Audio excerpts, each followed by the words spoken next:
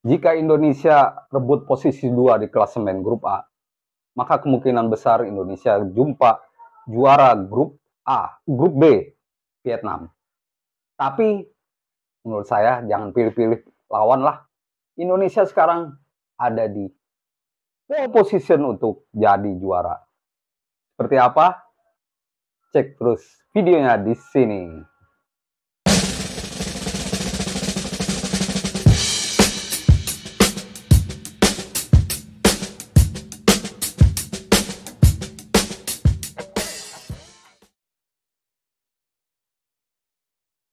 Halo teman-teman, jumpa lagi dengan saya Depri Saipullah. Kita membahas Piala AFF 2022 yang masih berlangsung ya. Sekarang ini akan memasuki laga keempat di grup A dan di grup B. Pada 2 Januari 2023 ya, kita sudah memasuki tahun yang baru. Ada pertandingan menarik yaitu Thailand lawan Kamboja dan Indonesia melakoni laga terakhir melawan Filipina. Saat ini Indonesia masih berada di peringkat 2 pada klasemen grup A, walaupun memiliki poin yang sama dengan Thailand 7. Ini karena hasil imbang 1-1 lawan Thailand kemarin ya. Thailand lebih produktif, hanya beda 1 gol dengan Indonesia.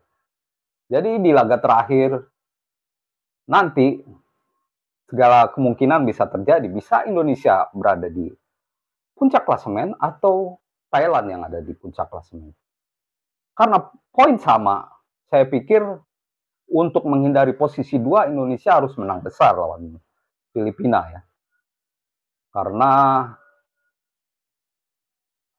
untuk menjaga produktivitas selain menang, Indonesia harus menang paling enggak lebih dari 2 gol lah ya untuk menghindari posisi 2. Sedangkan Thailand saya pikir susah buat Kamboja membuat kejutan karena di grup A ini Kamboja juga masih punya peluang karena mereka sudah meraih 2 kemenangan luar biasa.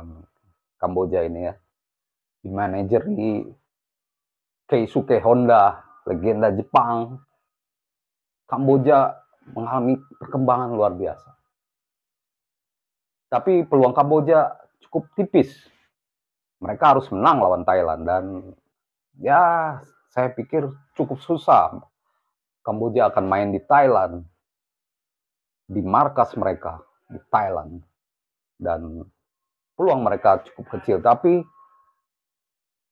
saya pikir duel nanti bakal seru dan cara Indonesia untuk menghindar dari posisi 2 yaitu menang besar lawan Filipina.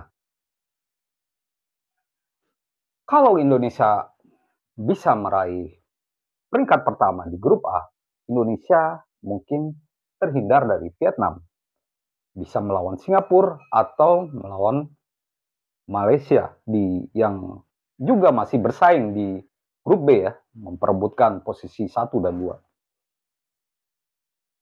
Tapi saat ini saya pikir tidak boleh memilih lawan karena siapapun lawan susah. Kita ingat di 2021 lalu, Piala AFF 2020 yang digelar 2021 ya, tepat setahun lalu, Indonesia begitu susah lawan Singapura ya di semifinal waktu itu.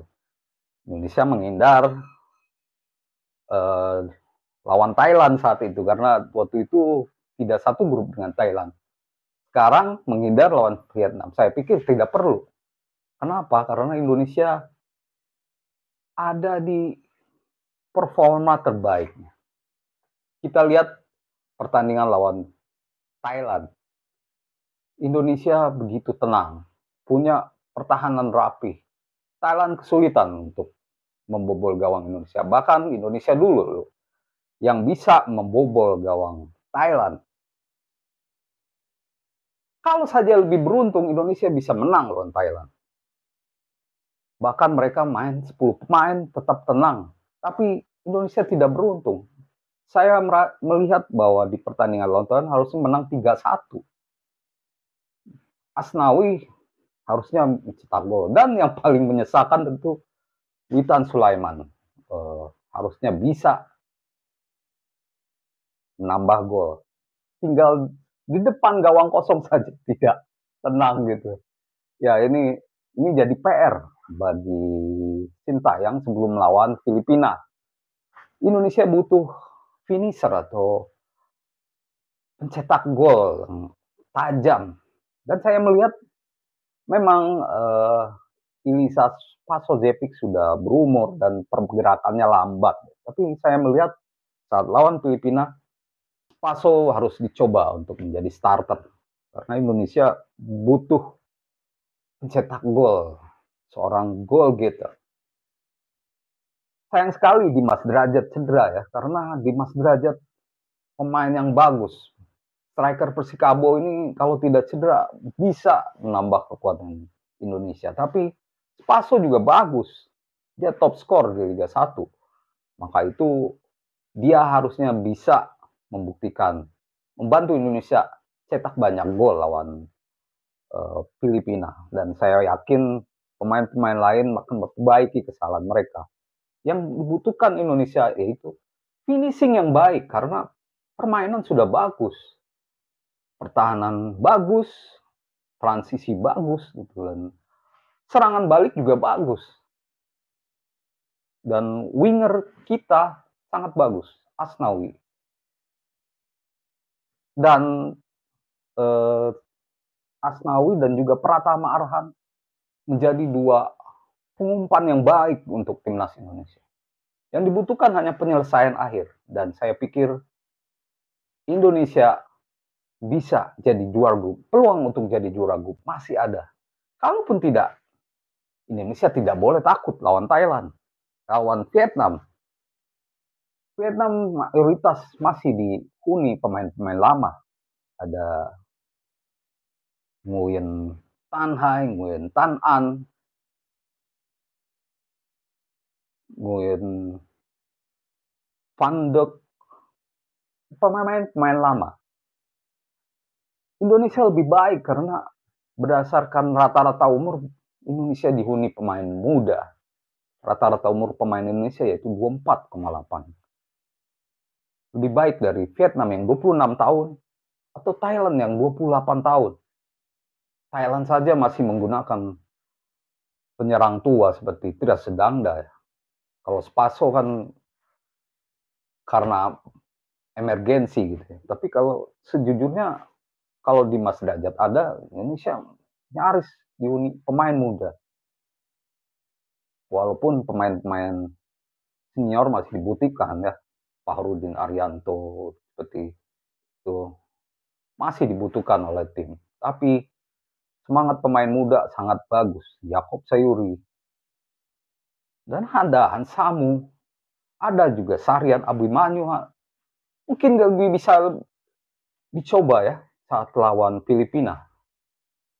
Kita tunggu bagaimana strategi Sintayong saat menghadapi Filipina, dan peluang Indonesia juara grup masih ada. Kalaupun tidak, saya pikir seperti yang saya bilang tadi, tidak boleh takut. Lawan Vietnam tetap biasa saja.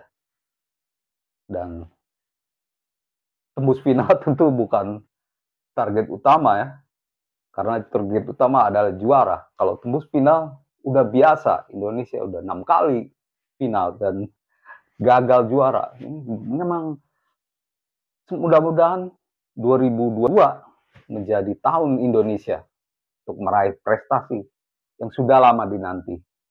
Sintayong akan melengkapi prestasinya dengan timnas Indonesia dengan membawa Indonesia jadi juara.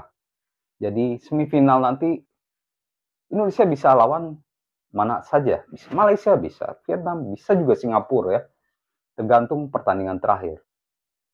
Dan yang pasti kalau ingin sempurna maka menang besar lawan Filipina agar bisa jadi juara grup.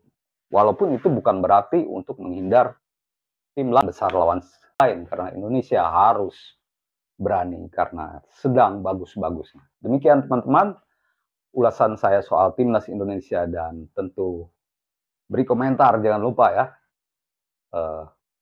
Kita masih bisa menyaksikan timnas jadi juara dan main di GBK lagi. Tapi ingat, jangan membuat onar atau memprovokasi musuh, karena itu tidak bagus di sepak bola.